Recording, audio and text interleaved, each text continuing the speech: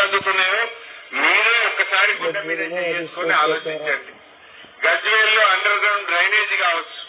ఎందుకు మా అక్క చెల్లెళ్ళు బతుకమ్మలు వేయాలంటే ఊర చెరువు అప్పుడెట్లుండే ఇప్పుడు ఊర చెరువు ఎట్లయిందో మీకు తెలియదా? ఆడ గజ్వేల్ల పాండవుల చెరువు అప్పుడెట్లుండనో ఇప్పుడు ఎట్లయిందో మీకు తెలియదా? నేను చెప్పాలనా? గజ్వేల్కు రైలు తెచ్చింది ఎవరు? గజ్వేల్కు ఆర్టీఓ ఆఫీస్ తెచ్చింది ఎవరు? గజ్వేల్కు 250 పడకల దవాఖానా తెచ్చింది ఎవరు? ఇట్లా చెప్పుకుంటూ పోతే చాలా పనులు జరిగినాయి. మరి అలా మీ అందరికి నేను చెప్పడం కంటే మీకే ఎక్కువ తెలుసు. ఆడపిల్ల పెళ్లికి కళ్యాణ లక్ష్మి పథకం తెచ్చింది కేసీఆరా కాదా? అంతకుముందు కాంగ్రెస్ ₹1 ఇచ్చినా? షాదీ ముబారక్, కళ్యాణ లక్ష్మి. ఏ పేదింటి ఆడపిల్ల పెళ్లి పెట్టుకున్నా ₹1,116 మన కేసీఆర్ మన ఇంటికి పంపిండు. కాంగ్రెస్ వాళ్ళు ఏమన్నారు? ఆడపిల్లలంతా కేసీఆర్ దిక్కే ఉన్నారని ఇక నేను తులం బంగారం కలుపుతా అన్నాడు. కలిపిండా? ఆనాడు 80,000 ఉన్న తులం రేవంత్ రెడ్డి వచ్చినాక 1,20,000 అయింది. అయిందా లేదా?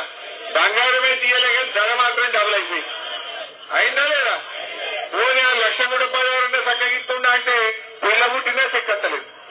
కేసీఆర్ ఉండగా చెప్పని అందించు. లగ్గమైన కింద రిసెప్షన్ అప్పులు కట్టుకుంటానికి వెళ్ళు, పెళ్లి ఖర్చులు కట్టుకుందాం. ఇప్పుడు పిల్ల పుట్టే 21 దినానికి కూడా అందుతలేవు. ఇవాళ వడ్డీకే పోతున్నాయి.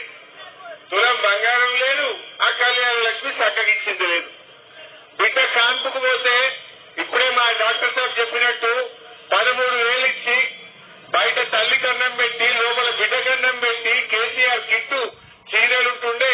అందులో అన్ని జాన్సన్ పౌడర్లు, సబ్బులు, నూనె అన్నిటుండే. మంచిగా కేసీఆర్ కిట్ ఇచ్చి ఆటో కిరాయి లేకుండా ఇంటికాడ ప్రజ్ఞాపూర్లో దించలేదా? ఎందుకు మాయమైంది? బతుకమ్మ చీరలు మాయమైనవి, గొర్రెలకు గొర్రెలు మాయమైనవి, మా ముదిరాజులకు బెస్తోళ్లకు శాప పిల్లలు మాయమైనవి, దళిత బంధు బంద్ అయిపోయింది. ఏదన్నా కొత్తగా వచ్చింది ఏమైనా ఉన్నదా? ఉన్న ఎగవేసుడు తప్ప రేవంత్ రెడ్డి